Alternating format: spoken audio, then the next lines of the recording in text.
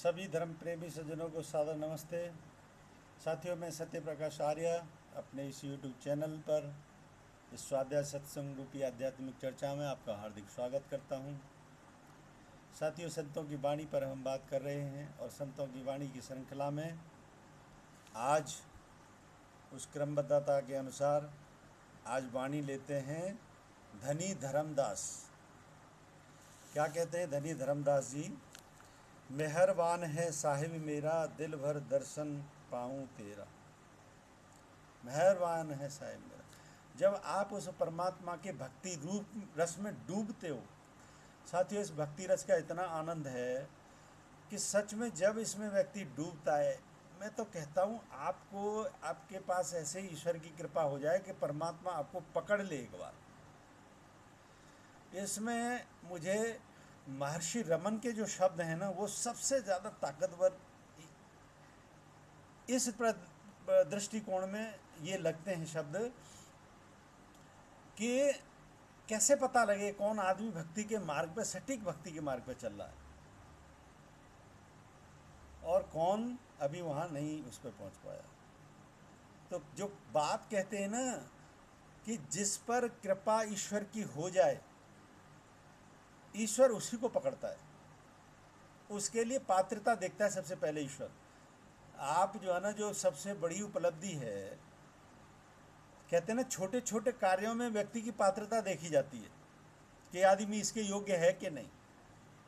छोटे छोटे भौतिक जगत के छोटे छोटे कार्यों में, और उसी के आधार पर ये चयन पद्धति भी होती है, चाहे भौतिक जगत के शिक्षा संबंधी विषय हो या कोई भी वर्ग हो। हम वहाँ पे देखते हैं कि व्यक्ति की क्या योग्यता है। तो जब मंजिल परमात्मा है, जब स्वयं के आत्म साक्षात्कार मंजिल है, जो सबसे श्रेष्ठ मंदिर है, जहाँ पे सभी प्रकार के दुखों का पूर्ण तरीके से अंत हो जाता है, जहाँ पे सारी शंकाओं का पूर्ण तरीके से अंत हो जाता है, वो मंजिल अगर है तो वहाँ के लिए क्या पात्रता आवश्यकता नहीं है? सबसे अधिक पात्रता वहीं आवश्यकता है, और पात्र है उसको ईश्वर पकड़ लेता है। तो फिर वहाँ पे जो महर्षि रमन ने जो शब्द कहे हैं कि once you caught into his jaw, he will not leave you unless you are completely liberated.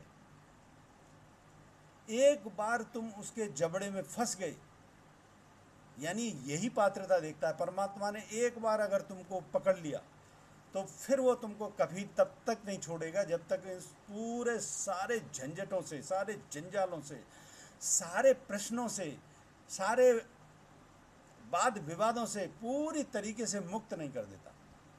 पूरी तरीके से मंजिल है ही इतनी सी शानदार।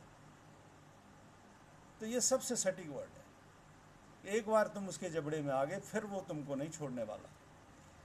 तो ये भी भ्रम है लोग जो सोचते हैं कि हम परमात्मा की उपासना कर रहे हैं। अरे, परमात्मा की तुम जितनी कर रहे हो, परमात्मा भी तुम्हारे लिए उतना ही लालायित है, क्योंकि कोई मेरा ऐसा भक्त तो बने कि जिसको मैं पकड़ सकूं, जिसके अंदर जो मेरा सुपात्र बने, जो मेरे लिए जिए, जो मेरी बात करे। तो साथियों, मेहरबान है साहिब मेरा। और भक्त को जब आनंद आने लगता है भक्ति में, तो समझ लो उसने फिर पकड़ लिया। तो धरनीदास जी यही बात कह रहे हैं, मेहरबान है साहिब मेरा। फिर इसमें आनंद अगर आपको आना शुरू हो गया तो मेहरबान है साहिब मेरा, दिल भर दर्शन पाके पाऊँ तेरा। दिल भर भर के तेरा गुणगान करूँ, तेरे दर्शन पाऊँ। फिर आपको प्रतिमा में भी कोई ऑब्जेक्शन नहीं होगा। किसी विशेष वर्ग का व्यक्ति हो, उसमें भी आपको परमात्मा नजर आ जाएगा। एक पत्थर में भी, एक पहाड़ में भी, एक चिड़िया में, एक वृक्ष में, एक पुष्प में, एक लता में, एक बहती नदी में, एक झरने में, सब में आपको फिर परमात्मा स्पष्टता से नजर आने लग जाएगा, पूरी तरीके स्पष्टता से। तो उसी को कहते हैं दिल भर दर्शन पाऊँ तेरा। तो दिल भर के दर्शन पाऊँ तेरा क्या, यानी सब जगह फिर वही नजर आता है। तुम दाता में सदा भिखारी। हम तो अपे मांग में रहते हैं, देने वाला तो वो है। क्यों? क्योंकि सारे भंडारों का स्वामी तो वही है। तुम दाता में सदा भिखारी, और मांगते भी रहते हैं। हम वेद के मंत्रों में भी क्या करते हैं, हम याचना ही तो करते हैं। वेद के मंत्रों की सारी ऋचाएँ मांगों से भरी पड़ी हैं, सारी मांगों से भरी पड़ी हैं। कौन कौन नहीं मांग रहा? किसी पूजा पद्धति में देख लो, सब मांग रहे हैं। क्यों? क्योंकि दाता वही है। तुम दाता में सदा भिखारी, देव दीदार जाऊं बलिहारी। आप के दीदार होते रहें, मैं तो समझो मेरा जीवन धन्य हो गया। जाऊं बलिहारी का मतलब यही है कि मेरा जीवन धन्य हो गया। करूं बंदगी खिदमत दीजिए, करूं बंदगी खिदमत दीजिए। ऐसा मेरा स्वभाव बना दीजिए कि सदा आपकी बंदगी करता रहूं। बन ही जाता है। फिर आपका इस बंदगी में एक बार जो रुझान लगा, फिर ये आप यहाँ से हटते नहीं हो। क्योंकि आपके मन की जो भी विचलितताएँ होती हैं, फिर जितने भी संसार के चैलेंजेस आते हैं, जो कुछ भी है, सबको आपको यहीं से सांत्वना मिलती है। फिर असली कंटेंटमेंट ईश्वर के पास है। इसमें मेरी एक कोट है, मेडिटेशन के ऊपर मेरी एक कोट है मेरी पुस्तक में।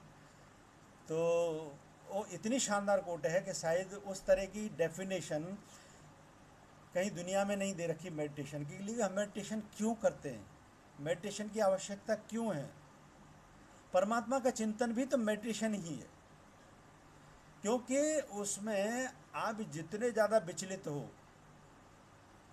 तो जितने जितने गहराई में उतरते जाओगे, आप देखोगे उतने ही गहराई का महासागर है, शांति का महासागर है, सुख का महासागर है।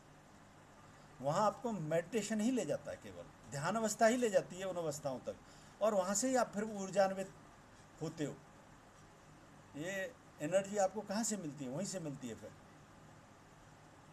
सब कुछ सारा इनविजिबल में है सार। तो करूँ बंदगी खिदमत दीजिए, बख्शो चूक दया बहु कीजिए। तेरी बंदगी सदा करता रहूं, ऐसी खिदमत दो मुझे, ऐसी मेरी बुद्धि और विवेक को बना दो। बख्शो चूक दया बहु कीजिए। और मेरी से भूल चूक जितनी भी हो रही हैं, उन सब को बख्श दो, उन सब को माफ़ कर दो। दया बहु कीजिए, ऐसी कृपा करो कि तेरी इन सब भूल चूकों को छोड़कर तेरी बंदगी में लगा रहूं, हमेशा तेरी याद में लगा रहूं, तेरे ध्यान में सुमिरन में हमेशा मस्त रहूं। सेवक ते बिगड़े 100 बार है, सेवक ते बिगड़े 100 बार है। सेवक हूँ, 100 बार गलती करूँगा। और ये बातें क्यों कही जा रही हैं? भाई चलायमान है, जब जगत में तुम चलायमान हो तो प्रकृति के सारे रूप हैं। यत पिंडे तत् ब्रह्मांडे, जो परिकल्पना कही जाती है, तो जैसे सब तरह की ऊर्जा बाहर है, तो तुम्हारे अंदर भी हैं। कुछ संस्कारित ऊर्जा भी हैं, पूर्वजनों के संस्कारित ऊर्जाएं भी तुम्हारे अंदर हैं। तो जब मार्ग से तुम चलोगे, तो जो कलेक्टिविटी है, पास्ट कलेक्टिविटी है, अनजाने की कलेक्टिविटी बहुत सी होती है, तो उनको भी तो सारी ऊर्जाओं को क्षीण करना होता है मार्ग में। तो सेवक ते बिगड़े 100 बार है। मैं तो सेवक हूँ, 100 बार 100 बार गलती करूं, सख्त गुरु साहिब ले बुबारा। लेकिन सतगुरु साहिब, यहाँ पे आप जो है ना, अगर ईश्वर को ही सतगुरु मान रखा है आपने, तो ईश्वर के प्रति समर्पण भाव के साथ कह सकते हो कि आप मेरे सतगुरु हो, आप मुझे उबार लोगे। दीक्षित आपने कोई गुरु, आपके पूर्ण गुरु हैं कोई, वो भी आपको उबार लेंगे। क्योंकि एक बार आप इस सफ़र पे चले, पूर्णता हुई, तो फिर मंजिल जो पूर्ण है, वो उसका एक ही लक्ष्य होता है कि मेरे से जितने लोगों को ये मंजिल मिल सके, जितना कल्याण हो सके तो उतना मैं करूं। चाहे मेरे शब्दों के माध्यम से, चाहे मेरे किसी व्यवस्था बना के, जैसे भी है लक्ष्य, लेकिन एक ही होता है कि जितना परोपकार मेरे से हो सके उतना मैं करूं। तो सतगुरु साहिब ले उबारा। तो मैं 100 गलतियां भी करूं, लेकिन हे मेरे परमपिता परमात्मा, मुझे इन सारी गलतियों से उबार लेना। अवगुण सेवक साहिब जाने, अवगुण सेवक, मैं तो सेवक हूँ तुम्हारा, मैं तो तुम्हारी सेवा में लगा हूँ हर समय, तो सारे मेरे अवगुण तुम जानते हो। अवगुण सेवक साहिब जाने, आप सारे मेरे अवगुणों को जानते हो। साहिब मन में ना गिल्याने, और उनको